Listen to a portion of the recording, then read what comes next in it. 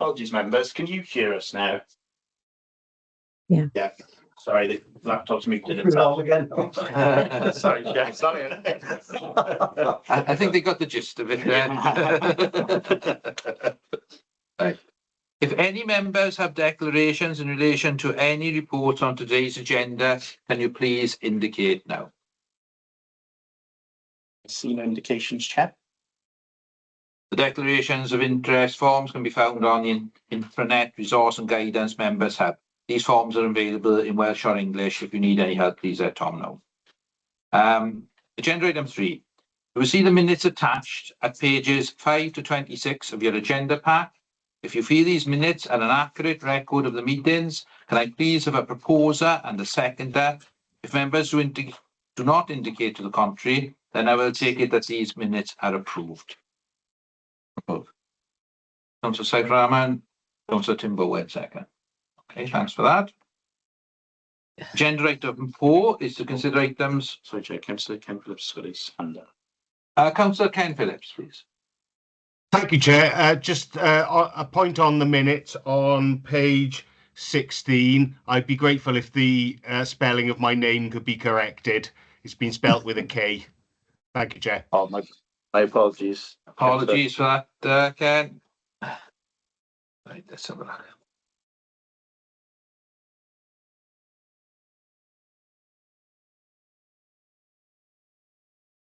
Okay.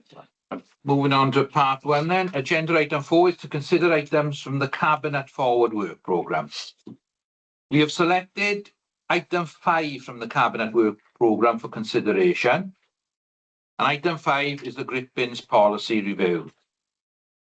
Can I remind members that Appendix B to the report is private. If there are any questions on Appendix B, we will have to move into private session after we have taken questions relating to the report and Appendix A. Officers, would you like to add anything additional to the report? Yes, please. Thanks, Chair, and good morning, members. So, just to give you a brief background to summarise the background for the report. So, the grip bin policy was introduced in 2012 in response to the reduced operational capacity due to austerity at the time. It's been reviewed every 3 years, and the cap that has been in place since 2012 remained in place up until 2021. In 2021, there was a task and finish group set up to review the cap. Members were invited to put forward any unmet need that they felt they had within the ward. That resulted in 110 requests being put forward at the time. In 2022, a decision was made to lift the cap to accommodate the unmet need, where that unmet need was perceived as feasible in line with the criteria set by officers. So that resulted in 74 of those 110 requests being met.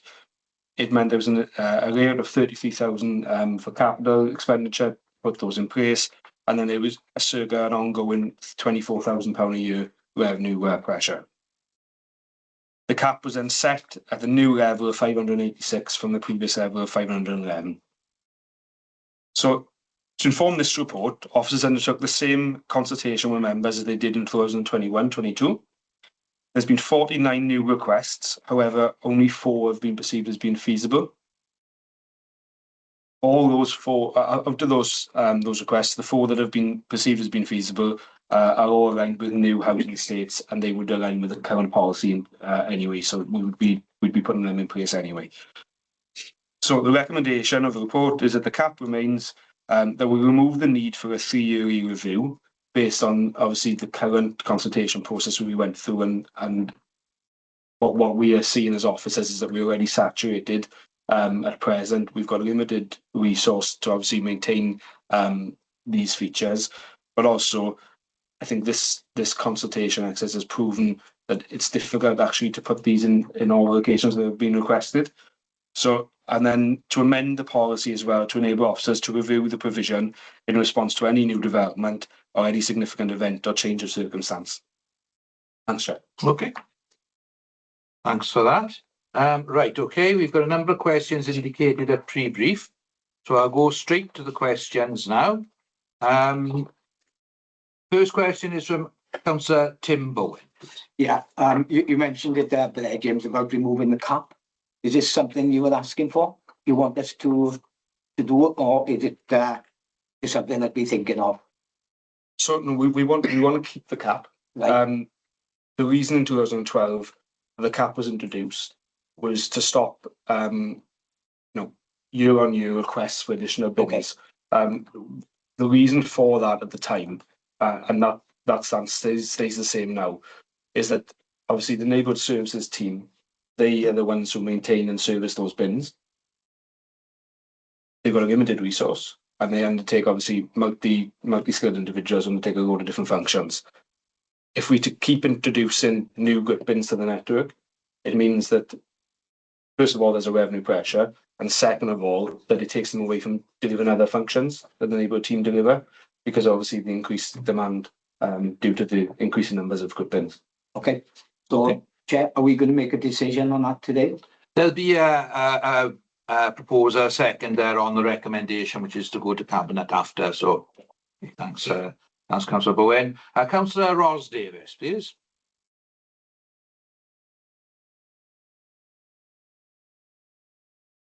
Sorry, I'm just wondering, there are some little small cul-de-sacs that don't have any sun in the day, and of course they can't access, or just small lanes.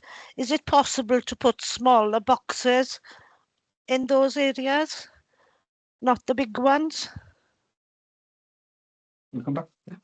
Thanks, Councillor Davis. There are different size sort bins that we've got. I know we provide different sizes, and we provide them to schools when they request as well. So there's different sizes we can provide. I think that is taken into consideration by the officers when they do the exercise to undertake, or whether it's feasible to locate grip bins in locations where members have asked. It's something that we can consider. The issue we have is obviously then they still need to be serviced, they still need to be maintained, and that's proven difficult with the resource we've got and the number of bins we've got there at present. What we do offer during periods of prolonged icy or hazardous conditions, where we've got a couple of days, or where we've had snow, or where we've got significant icing or hoarfrost for a couple of days, is that the neighbourhood teams and their crews, other functions that they deliver and other services they deliver take a bit of a backward step, and then there's focus on hand gritting as well. So that's sort of secondary hand gritting in addition to the precautionary sortings undertaken, and any requests for small cul-de-sacs or lanes can obviously be accommodated at that time. I realise that hand gritting, they do hand gritting as well, but the thing is, they could save time having to go out hand gritting if there were little boxes that the people themselves could spread the grain. Thanks, Councillor Davis. I'll move on to Councillor Susan Grounds, because it was a similar question you asked in pre-brief. Has the officer answered your question? Well, yes and no. I'm very similar with Ros. We've got areas in Yslavera that are inaccessible, really, and people, on the hills and in small areas where there's only a couple of houses, there is a problem there. And yeah, if they could have a sort of smaller containers, but I understand where you're coming from as well, that there's not enough resources for these to be continually filled or whatever. But I think it would be a good idea if we could have, it should go on a ward-based level then, not overall the borough, if you know what I mean, because we live in different areas and our needs are different. I think what I see is those, and I agree with you. The needs are different. Obviously, in some of our VI communities where there's steep hills, and obviously often because they at high altitude, they had more chance of freezing or having the snow conditions that we do see. That has been undertaken in the past, and what you will find is if you look at it across the county borough, there are far more grip bins in those communities than they would say be along the beachfront in Aberafan. The issue associated with the smaller boxes, now we've got, I think, two sizes that we utilise at present. One's a ton and one's a half-ton bin. Now, if we start going smaller than those, and to try and accommodate them, I'm assuming is what you're saying, on some of the footpaths which are too narrow to accommodate the larger bins, we're going to significantly increase the number that we have if that is the case, and we could accommodate those, and then it's going to really impact resources to other functions that we deliver across the neighbourhood. So it's just something to consider. Okay, councillor. Yes. Can Right, I just ask one more thing? Is that I'm Yes, just go on, wondering, Ellis. do you get any people sort of trying to have compensation off the council when if they fall or in areas that haven't been gritted? Is there any liability there? So the council has got its winter service operational plan, which sets out what it will do in response to icy conditions, hazardous conditions associated with cold temperatures. So that sets out the precautionary sorting network, the 4 routes that we regularly service.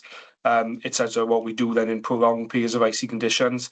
So as long as we follow that in terms of any liability coming back on the authority, we are covered. We do that on a risk-based approach, aligned with the best practice and guidance that's available to us. Oh, Okay. thank you for that, officer. Thank you. No problem. I got Councillor Charlotte Galsworthy next then, please. Morning all. My question was slightly Morning. a bit like obviously the Ros and Sue's, but the other issue that I'm finding is the speed of trees growing and actually causing some areas then, it have never been a problem, but then obviously with the shading and everything, with the frost and that, becoming type of areas. So I think I sat on the last task and finish group, and I got to be honest, I think this policy actually does work. And I always think that with every policy or anything we put in place, as long as there's a discretionary to the supervisor in that area, I think it works well. So again, I just think sometimes it's like, if we're looking at this policy, then we've got the tree policy. So will then the trees be cut back more in shaded areas? Do you mean to prevent that? Or are we just actually having another issue in an area because of trees and bushes? Well, not so much bushes, it's the trees it is. Do you want to take that now, or there is another report at this meeting on the grass cutting? Do you want to take it then? I can cover it now in terms of the tree. Yeah. So in terms of the tree policy doesn't necessarily, it doesn't allow for either removal or cutting back of trees. Just because they cause shade, they do that by the nature of what they are. And I think we'd be in a difficult situation if we were to introduce that. I think I totally take your point in terms of the impact that it causes during the winter months. And that's something you can certainly raise, obviously, with the local supervisor, area supervisor, because there's something they'll be aware of then, if they aren't already. And it's a known spot that when we've got prolonged icy conditions, that they know they can target with hand gritting. Yeah, thanks. Okay, Councillor? Yeah. Okay, I'll go to Councillor Saif Rahman next in the chamber. Thank you, Chair, and apologies if I didn't get the opportunity to get this question to you at pre-briefing. My question is to James. From your perspective, James, the current total of 586 grit bin, is it sufficient for the borough? So the previous total, like I said, back from 2012 up into 2021 was 511. So we've gone up 75 in total. It was around 74, 75 in terms of the exercise we undertook in 21, 22 to identify any unmet need. So there's been an increase in more recent years in terms of numbers we've got. That in line with the policy and what we're proposing today is that will continue to increase as new housing estates come on, or new housing developments. And if in line with the criteria set in the policy, there's a requirement to put grit bins in there, then that's what we do. So that number will continue to increase.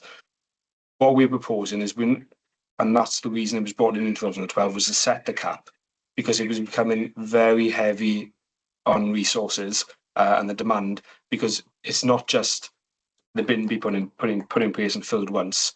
Some of these bins can be filled 6, 7, 8 times during the winter months. So it takes our teams away from doing the other tasks that they deliver. So the criteria is set, and the criteria takes things into account of how close is the grit bin to the request to a grit-in route? You know, is it on a steep hill? Is it near a school? Is it near facilities, you know, and that we need access to? So it takes that into account within and that's set out within the report. So my answer to you is, you know, we could, if we could accommodate grit bins of different sizes, you know, across all of our network, then obviously that would be excellent during the winter months when we've got prolonged icy conditions. The problem would be is they would be unserviceable with the resource level that we've got. Councillor? Right, my last question then would come from Councillor Sarah Thomas. Thank you, Chair. Sorry, I didn't get this to you in time. I was in Cardiff yesterday. So really, I suppose my first question is, it says about a known cold area. Like, how do we get to know what a cold area is? Because much like Ros and Susan, I live in the valleys, and like you could argue that most of it is cold when the weather's bad. Thanks, Councillor Thomas. I think what Councillor Gores really just mentioned in terms of, you know, where you've got a lot of tree cover and you know that you've got a lot of shaded area during the day, and it's not going to get any sunlight, then there's going to be a higher likelihood that obviously that's going to stay as hoarfrost during the day and it isn't going to thaw. So those sorts of areas, they are more localised, and that's what our local neighbourhood supervisors would be aware of. And if they aren't, obviously you can feed that information into them so they're aware. I think the other thing as well, there's other impacts. So in terms of the type of road surfacing will increase or decrease the temperature of that surface and how quickly it loses heat during the evening, and then how much quickly it gains it again through so again in the day. So there's a number of different things. You know, the main part of obviously grit-in operations is the precautionary salting routes undertaken by the vehicles. The secondary grit-in then, and then obviously the placement of grit bins comes into account then where we've got more localised issues, which isn't necessarily on the highway, but could be on the highway where it's not on the precautionary salting network.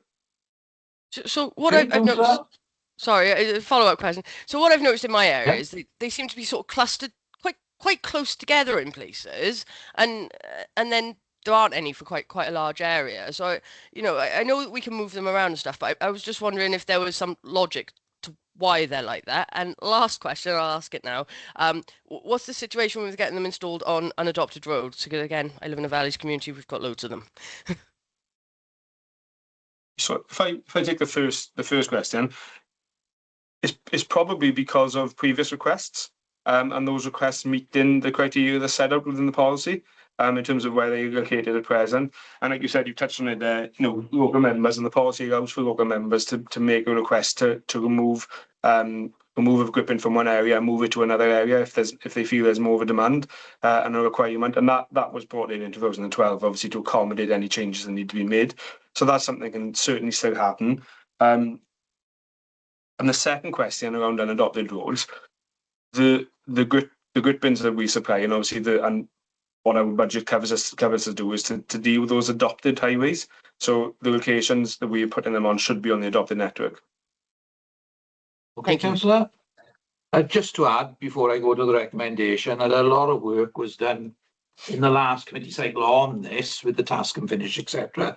So, it is sort of on our radar, and a lot of work has been done around it. Right, I'll move to the recommendation now. I'll read through it so that members will know it's on page 32.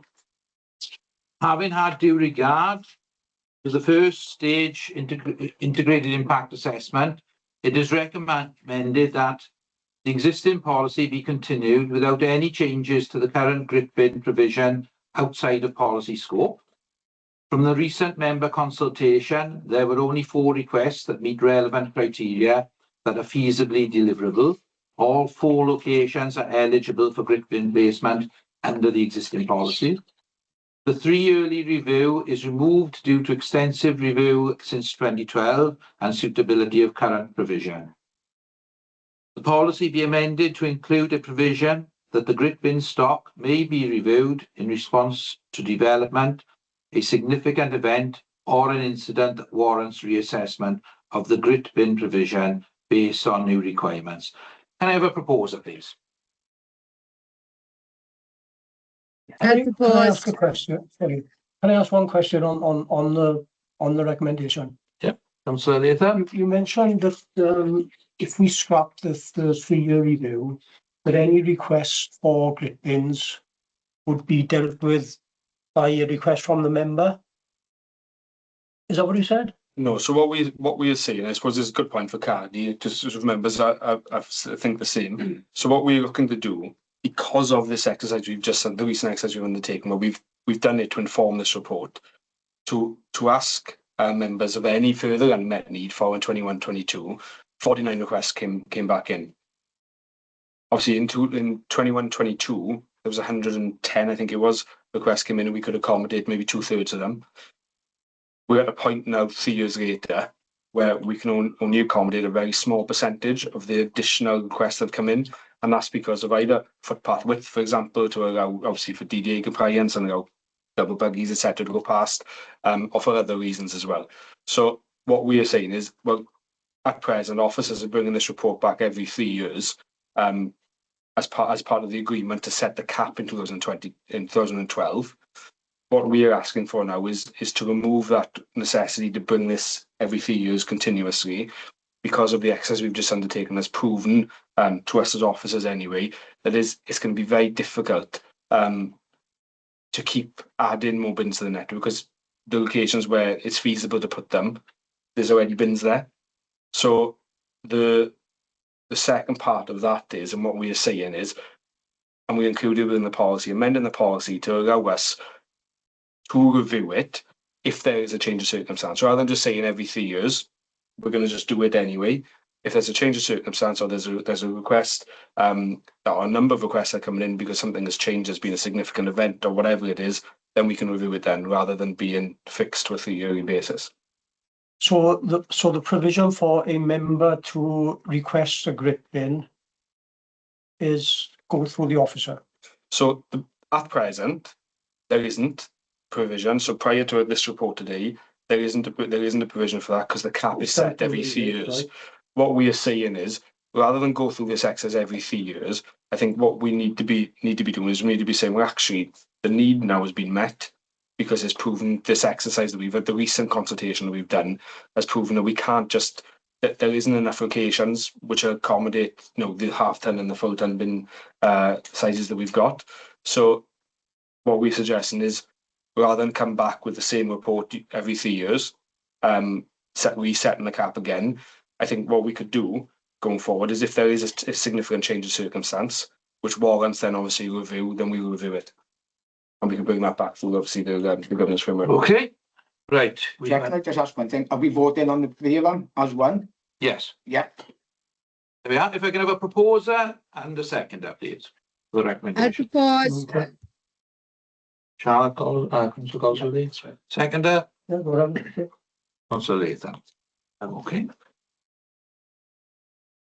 If members do not indicate to the contrary, then I will take it that this report is approved.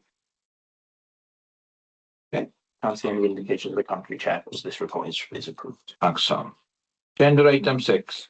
We will now move to consider the reports as selected by this committee for consideration from the Scrutiny Committee Forward Work Programme. Agenda item 6A, the information reported to Picking and Grass Cutting. This is an information report. Can officers provide a brief introduction to the report, please? Yep, no problem. Thanks, Chair. And I suppose I should have said it prior to the previous report. Obviously, I'm here today because Mike's absence, and obviously Laura's off as well on leave. So I can't take any real credit for this report. But I think it was an information report that was requested. I think two, but we put them into one, on grass cutting and on litter picking, and litter generally. So Laura, Kat, and the team have pulled together this report. So hopefully it's what you were looking for. But if not, as I said, myself and Kat are here, and we can answer any questions that members do have. Thanks for that. It seems like quite an informative report, and we've had a lot of questions come in on it. So I'll use my privilege as chair to ask the first question, if I may. And it's just that what I'm finding, and this is perhaps slightly ward-based because it's in my area, but a lot of the green patches sometimes outside schools, outside the end of the street, there's rubbish on them, and when the grass cutting teams come, they either cut around the rubbish or go over the rubbish. I'm just wondering whether or not there's some sort of system whereby it can be cleared of rubbish before we employ any sort of cutting machines on that patch, because it's shredding plastic bottles and they are consequently then leaching into the environment. Sure. If I pick this up, if we've got anything to add in, obviously come in. Yes, we should be cleaning it. There is difficulty around it on occasions and in certain circumstances. There's difficulty certainly where we've got meadow cuts, where we've got areas designated as part of the bee-friendly scheme, because obviously that grows all summer. And then when we come to cut that back, then in sort of autumn months, it's catches a lot of rubbish, obviously, because they're into the grass. Now, very difficult to actually see that, identify it. You know, it would be resource heavy to actually pull it all out before you undertake a cut. But it's certainly something that officers should be doing, is that once they are cutting it, in those circumstances, they should then be going and doing the cleanse anyway. Yeah. So they shouldn't be left. So we can make that commitment and we go back. And I think what I would ask is if members are seeing that you report it into the supervisors as well, so that they can deal with it. On the more general cuts on the highway verges, you know, where you've got, you know, a lot of times it's on the fast roads, because people will just leave rubbish out the window, where they're either in or at lights or whatever, and outside schools. It is something that we're aware of, obviously. It's something that we do prioritise in terms of looking in those areas first. But again, if there are any areas where you are noticing that is happening, please get in touch with the local supervisor, and they can address it. Thanks for that, James. It's good for members to know that as well, then, so they can call that in if necessary. Okay, then, Councillor Bowen is next question. Yeah, thank you, Chair. First of all, I need to thank the street teams, especially in our area, and sometimes when Colette will back me up. But yeah, Scott and the team, I can't fault them, and things needs to be given what it is. So I'd like that passed on. My question is, the Keep Wales Tidy and volunteers. It said there, the neighbourhood services section actively support volunteer litter picking groups. The question is, we used to give out the orange bags, okay? Now, up with us, we get people who go out for the dog walk, they ask for the bag, they just pick the litter up. We don't actually have a group, and you know, people don't want to have a group set up. I walk home twice a week. I litter pick the road, where if the council had to do it, it's got to be closed off.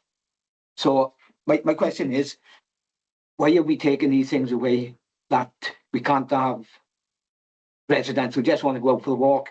They take an orange bag, they pick the litter up without having to go through all this with Wales Tidy. Okay.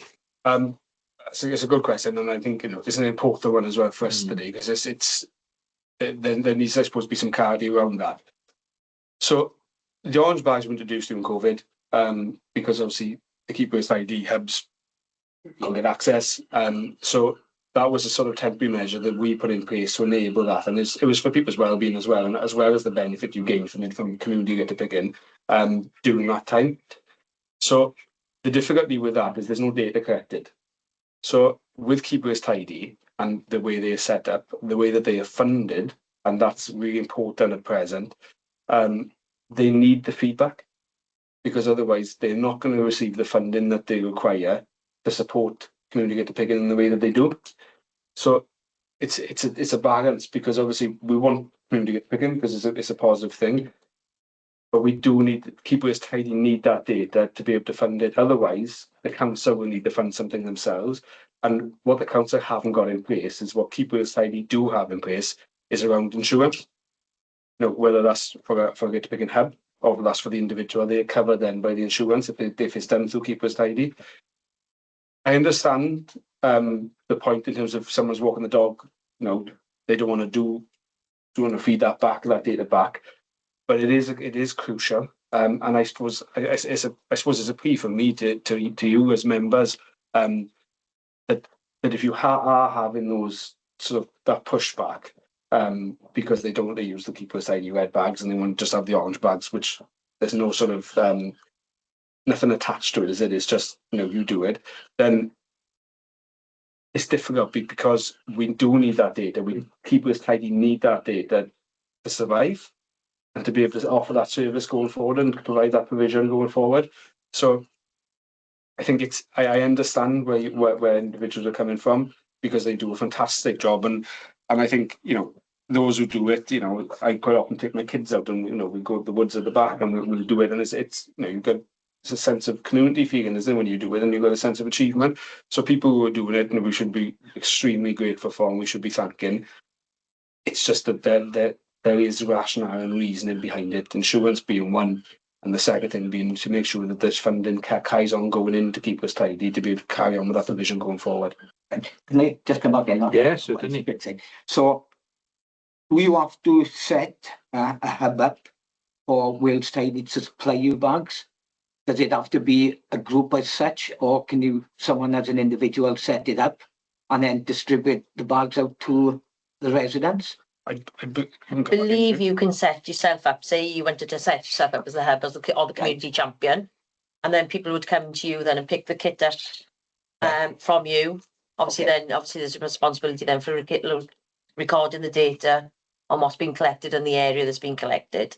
So obviously the area data is critical as well to keep us tidy for the hubs. Right. So, you know, if the data for the areas are not being fed back into keep us tidy, they're not going to be able to continue funding hubs. But I don't want to lose that up in the area, same as most people don't, you know, individuals who are going out, have got something to go out and, you know, collect the rubbish, otherwise it's going to start coming down where we're going to have to close roads off. It's going to be a cost to the council on that. Then, you know, our boys are going to go out and do more litter picking. We're not relying on the residents then. I think the thing to add to it is it's not too onerous. It's not, you know, it's not a significant task. It's just feeding back in terms of what has been achieved. I understand that, you know, people feel they're doing a good deed anyway in terms of doing it, but it is crucial in terms of the future, in terms of funding for going forward, that we do support Keep Wales Tidy in that, because, and the other thing as well, obviously, is at no cost really to the authority other than the expense of picking it up. Whereas otherwise you'd be supplying kits, you know, we'd have to consider insurance, we'd have to have conversations around what that actually looks like and what we need to set up ourselves. Whereas Keep Wales Tidy, that's part of their remit and what they do. That's something I'll have a look at next week. Yeah, lovely, thanks. Okay, thanks, Councillor Roy. I mean, I've got myself down again to ask another question, and it's again on orange bags. I mean, I operated a Keep Wales Tidy hub, and a lot of the people who wanted to use the hub initially when it was set up was corporate. You know, there are insurance firms, local insurance firms, local factories, companies who wanted to use that. And I think, you know, it was a one-off once a year, and that was it. What I had during COVID, and, you know, there were quite a few volunteers doing then, people just wanted the bags and they wanted to go off and pick the waste. That was a big saving. We probably saved a hell of a lot more by having those volunteers collect the rubbish than sending crews to collect the rubbish, because at the time, if you remember, there was a lot of rubbish build-up due to people doing things other than, you know, they were furloughed and they were having parties and goodness knows what. But I do think, I mean, you know, as Councillor Bowen said, you know, that possibly we've got to sort of weigh up what we're losing by sort of putting all our eggs in the Keep Wales Tidy basket. You know, we hand out dog poo bags. We don't, you know, we're not liable for any insurance if somebody slips and falls while they're using that bag. Perhaps there's a similar opportunity to use councillors to, you know, just give them a couple of rolls of orange bags and to say, you know, rely on the councillors, there's 60 of us that can hand out these bags if they need to volunteers. I think, you know, there'll be a lot will be gained possibly from that rather than lost. Right, I'll go on to Councillor Charlotte Galsworthy's next question then, please. I just want to come back and make a bit of a point there. We are not as a council here to basically sort of secure third parties funding. Like me personally, I've never had much to do with Keep Wales Tidy. I just always thought that they were hard work, if I'm being honest. And as a community, I think there's a bit of a pattern when obviously we were all speaking as councillors, is about the importance of the community doing things for themselves. And I think as a council, we put in policies and that in place, taking away this, taking away that, and it's taken away the sense of belonging in a community on times. And it's not just with litter picking, but I'm seeing it a bit more and more. Up here, we do work as a community like many others. And, you know, when we are actually stopping them from doing this and that and just out on their walk, because I think we seem to forget, it's not only like COVID, but like when we've had teams down on sickness and holiday leave and that, it's those are the people that have actually stepped in and kept our communities clean as well. So I'm not really bothered about keep Wales tidy, if I'm being honest. And I don't like their pickers either. So. Thanks for that, Councillor. We'll move on then to Councillor Andrew Dacey. Dear Stan. Right, I got two questions. One about the sports field, but waste enforcement was the first question.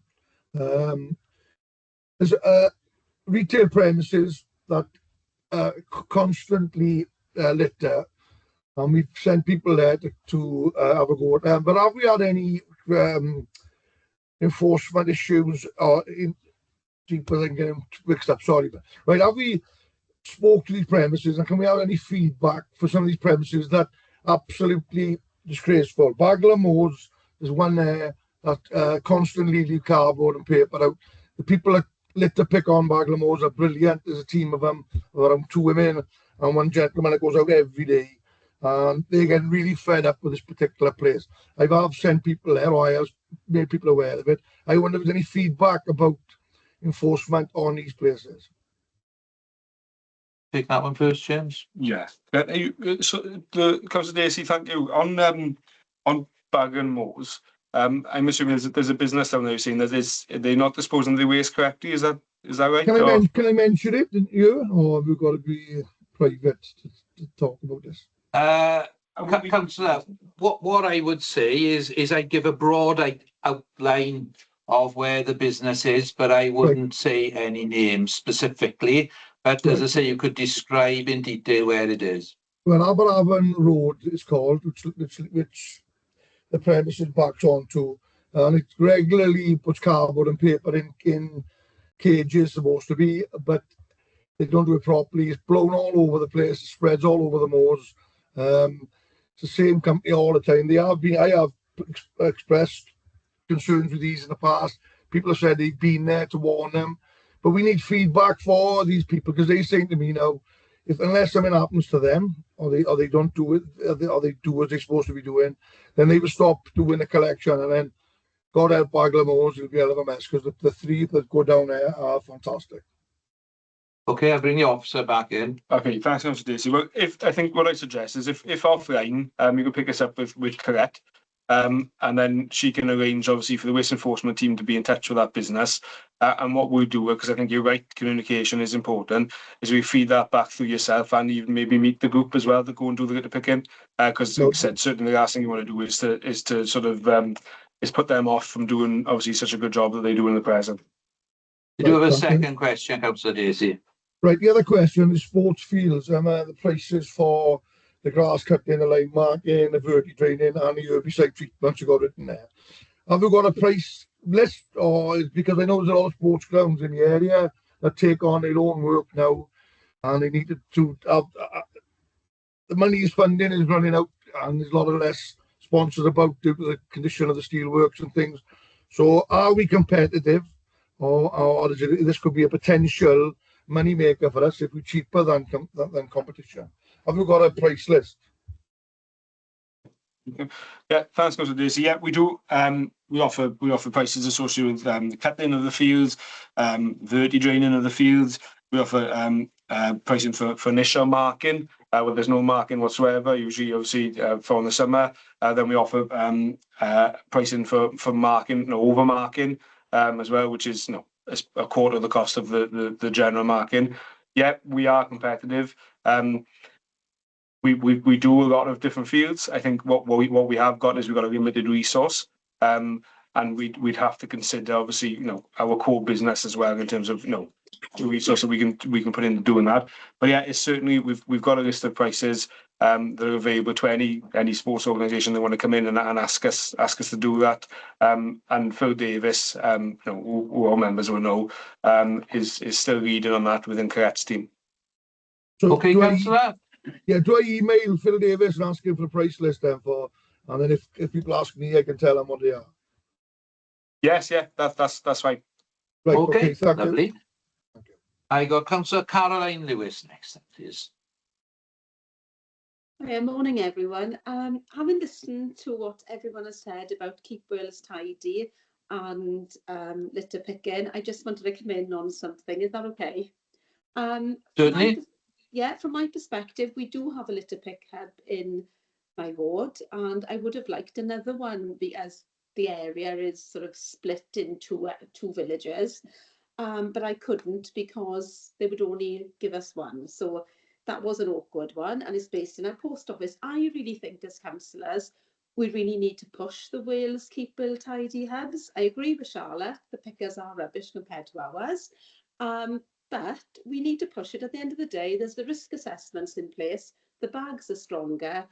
They collate data, and I know from an outside source that they are working on their IT to make it more efficient and better and user-friendly. So I know that from another source. I just think we need to push it. Otherwise, it's going to save us as a council money if we use Keep Wales Tidy, because then we are not paying for resources.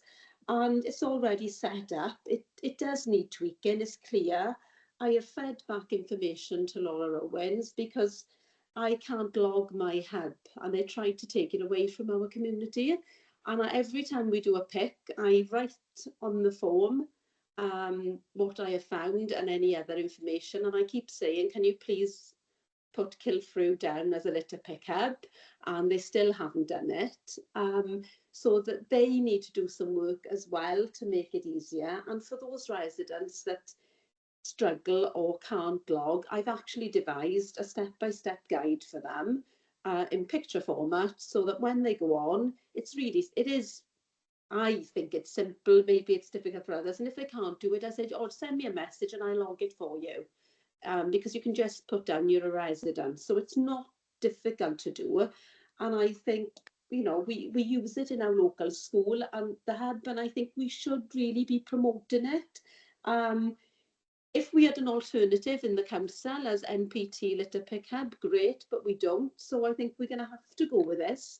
And as councillors, we really need to push it. There are, you know, you can go to the hub, you can get a fluorescent vest and a picker and some bags and give them to residents if they do regular picks. They haven't got to go there every time to pick up. So it's very similar to what we're already doing, but just not costing us anything. Thanks for that. I'll bring the officer back okay? a minute. Yeah, I'll bring the officer. I don't work for Keep Wales Tidy or anything. I'm just thinking of saving us money more than anything. And if it's all, you know, it does need tweaking and working together. Okay, Councillor, I'll bring the officer back in to answer that question. Thanks, Councillor Lewis. I think, yes, it's some really good points there. And I think what I'm getting from today is that there's an appetite here for community picking, and I think there might be a few barriers that are getting in the way. You know, some are experiencing that more than others. So we've got an officer within neighbourhood who sort of deals with community engagement, and has got obviously a close working relationship with contacts within Keep Wales Tidy as well.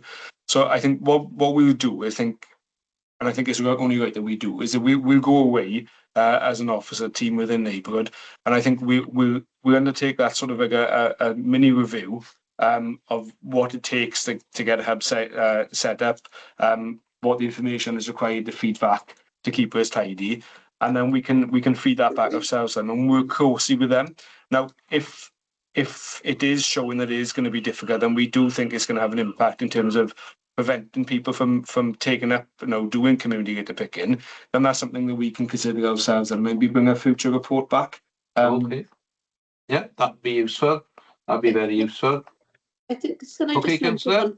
Yeah, the major difficulty I had was the fact that the officer from Keep Wales Tidy didn't actually know how to log the data herself. So that was the biggest issue. And I Yeah. have fed that back. So if you Okay, can't James, can you take that away with you? Yeah, of course. Thank Okay, you. thanks for that, councillor.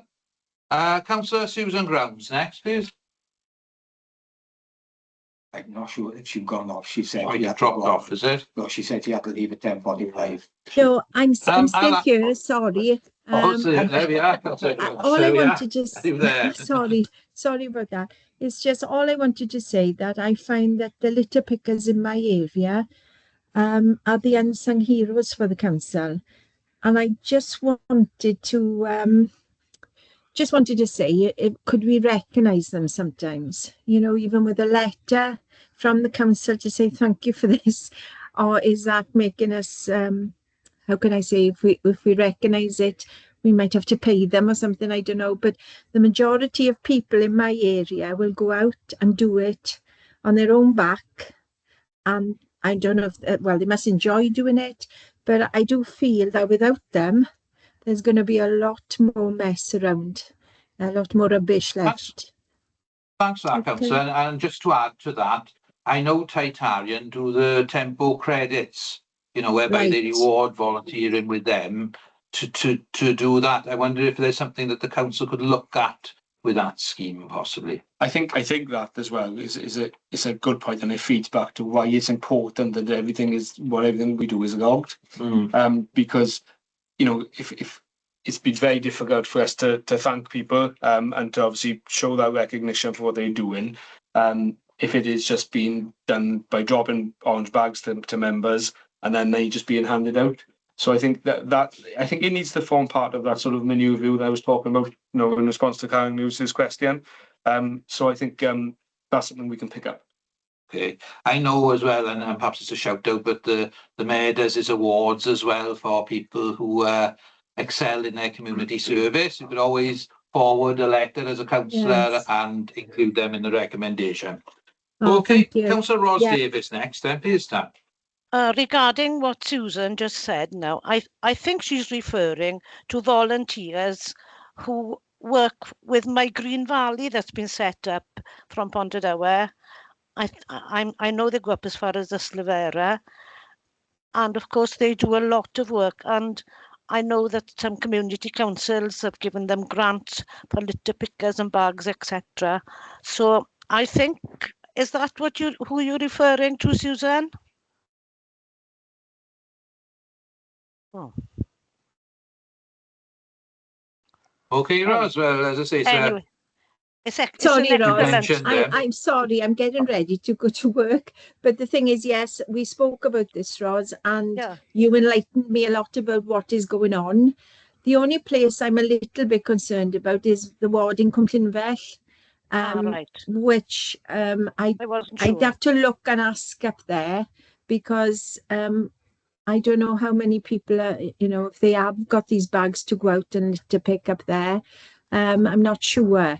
But I don't think that My Green Valley operate in Cwmllynfell. They haven't got the volunteers there, but excellent work by volunteers on My Green Valley. I can't commend them enough. Yes, I Thanks agree for that, with Ros. you. I'll just bring the officer back. I'll bring the officer back in a minute. I think I think it's important as well that so the officer I mentioned earlier within the neighbourhood team, so it's Deborah Bramley. So Deborah does a lot of work with organisations like My Green Valley, and she can help to get organisations set up, and she can offer that support there, and she's done a lot of that in the past. There's been a lot of work done in the last 12 months in terms of making sure our list of community organisations is up to date. That she's getting in touch with those organisations as well to see what support can be offered. Obviously, it's very limited in terms of she's one person, but obviously where we can, we do offer support. We've got a lot of community groups which are very active. We've got some community groups which we'll do maybe once or twice a year, and that's fantastic also. But I think she is the person who is quick to go in this, because she can offer that support, offer that advice, and because she's got experience in doing so. So it's what I would suggest is if any members have got any concerns with particular groups or particular communities, or even like Councillor Davis said, you know, we're talking about recognition. That's something I can take back because Deborah would be involved in this review anyway that we're potentially talking about when it comes to get to picking. Thanks for that, James.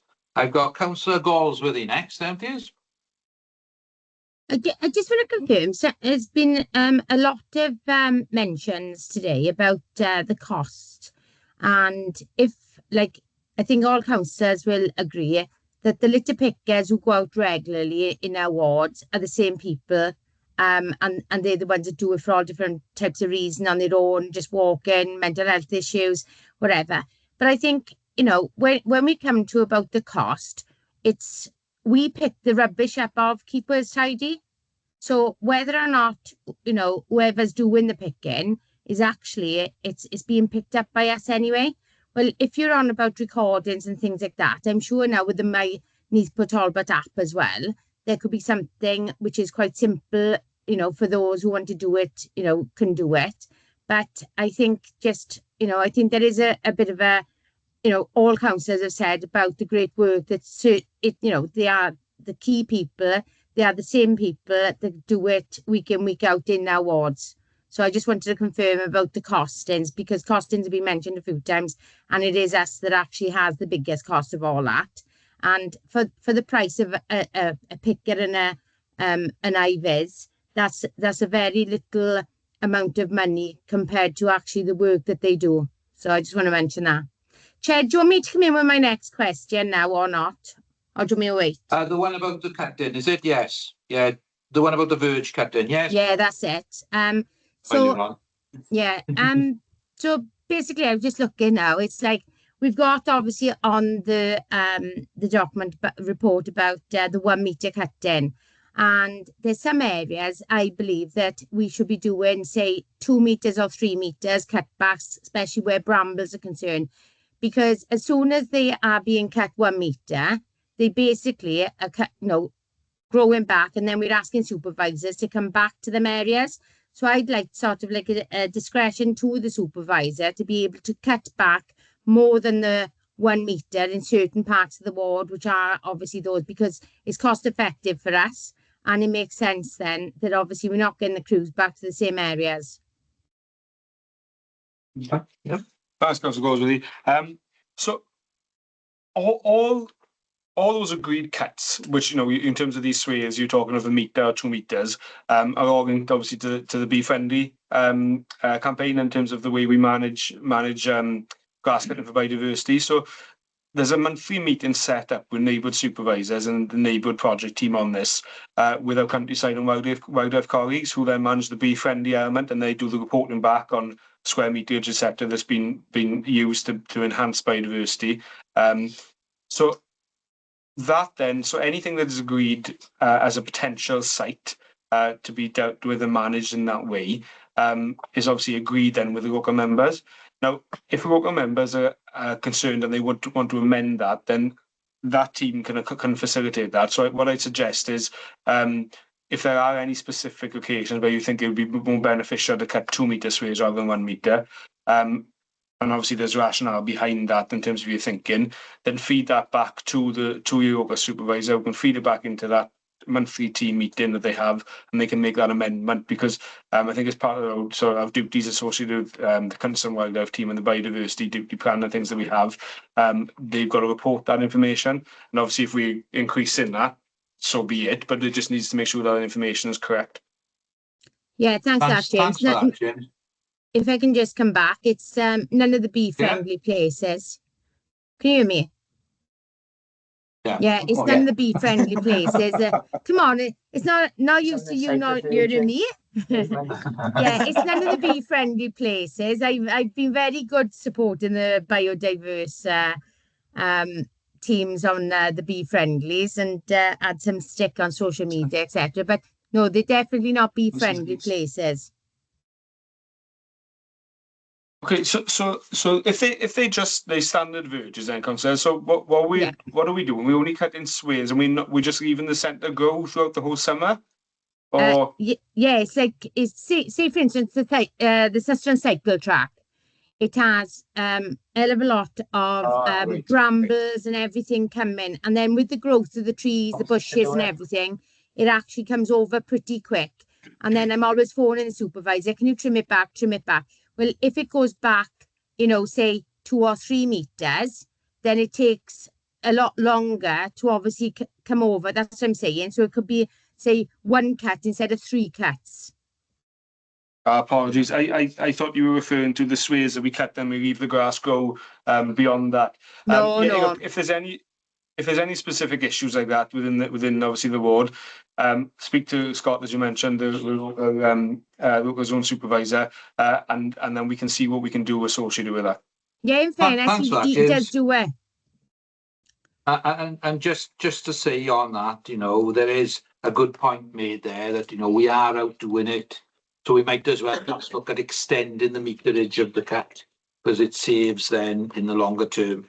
But that's why it's important that we have these matters for information to come to the scrutiny committee so that officers can have, you know, the relevant feedback on that. Councillor Tim Bowen. Yeah, thanks, Chair. Can I just jump back quickly? Wales Tidy, do they supply us with information of what's been picked up in the areas? Yeah, they do. It's an annual report, Kat, I think it is. I think we get an annual We get an annual report back, and that information is fed back to us. I think, like I said, my earlier point, I think what we need to do is we need to undertake, whilst we come together today with information, an information report on litter and grass cutting generally, I think it's something we can go take away and we do just a small review of litter picking specifically, and maybe we can bring that back at a later date. That would be quite useful. Right, and move on to my next question, and I believe it's called the meadow cut, James. We cut the grass and then we leave mounds of it on site. Is there any way we can tuck this into the side somewhere instead of leaving them in the middle? Because when you're driving past them and they start to break down, you know what I mean, you've got all the grass cut and then you've got this mound there that's breaking down. It's starting to heat up and it looks terrible. You know, is there any way we can get them, push them into the side? And a good example is up by Neath swimming bags. As you come out of there, there's one. It's right in the middle, and it looks terrible. Yeah, I think they shouldn't necessarily be left in the middle, unless there's been a request to do so. I think they should be left on the periphery or tucked in away. You know, the nature of that is to remove the cut-ins. And Adrian and Phil will be able to give you much more of the science behind that than the reasoning. But I think if you've got any specific concerns, again, get in touch with the local supervisor and then leave them deal as an operational issue. Okay, thanks for that, James. I've got no indication of any further questions, so we note the report on this. Moving on to agenda item 7, we have no performance monitoring items selected today. Agenda item 8. We will now go through the Cabinet Forward Work Programme and add any further items which members may wish to consider. Tom, do you have any updates or anything added to the Cabinet or Scrutiny Forward Work Programme? Thank you, Chair. So there are a few changes to the Forward Work Programme, just to make you all aware. So the Parking Review Report, which was a monitoring report initially, was scheduled for January 26. Obviously, there's been a lot of changes in the parking sphere this year, as you'll be very well aware of. So because the overall parking situation has changed, that report now has been amended to a Parking Review 2026 Decision Report. So that'll need to go through, obviously, a slightly lengthier internal process. So we've got that in now for our Forward Work Programme on the 20th of February scrutiny meeting instead. The Parks and Gardens report has moved from the January meeting to the February the 20th meeting. And then Cabinet will be looking at that in the March. And then also at the request of the Chair, we've pulled forward the Japanese knotweed information report to January just to balance out the load on the agendas. And then we're also going to be adding the biodiversity duty plan implementation report, which will be going in January. I think there's still a bit of discussion with officers about how that goes in terms of like the Cabinet process, but we'll still look at that for monitoring purposes anyway. And then obviously, as we mentioned just now in the last report, James suggested that we that like a little small review on litter picking and keep Wales tidy be done, and then the report at some point then we'll have that. So I'll make a note of that, and we can keep an eye on that probably for the next civic year, I would imagine that. That's fine. There's no need for that, isn't it? No, because we've Yeah. Okay. Agenda item 9, urgent items. I have no urgent items. Right, that just leaves me to say then, to call the end of the meeting, as this will be our last Visible Services and Street Scene Committee meeting of 2025.